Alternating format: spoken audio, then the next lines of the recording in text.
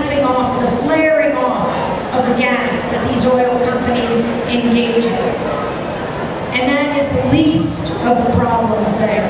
And as you're here at a Green Fest, deeply concerned about sustainability, this issue of the price of oil cannot be underestimated. When I met Ken Saro-Wiwa in 1994 and 95, when he came into New York, going around the world talking about the price the people of the Niger Delta paid for our oil consumption, he walked into our studios and said, "I am a marked man," because he dared to take on the nexus of corporate government military power in Nigeria.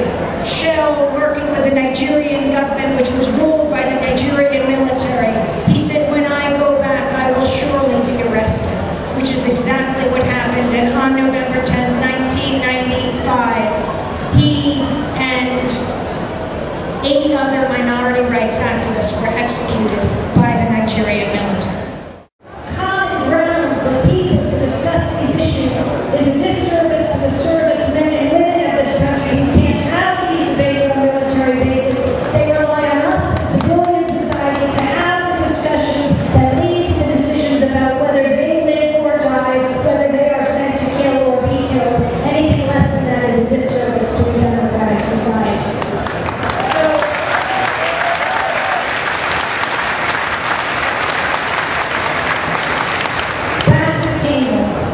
It was November 12, 1991 that I want to talk about today, 20 years ago.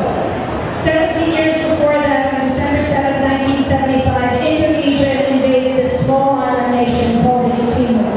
They raided by land, by air, and by sea. A day after then, President Ford and Secretary of State Henry Kissinger met with the long-reigning dictator Suharto gave the go-ahead for the invasion. 90% of the weapons used were from the United States. Indonesia then closed East Timor to the outside world, and for the next 17 years, they slaughtered the population. They killed off a third of the population, a genocide worse than Pol Pot's Cambodia.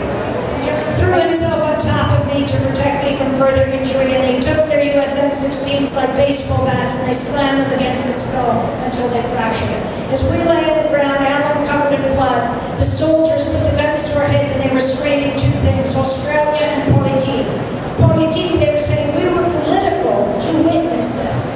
But that is our job as journalists, to go to where the silence is.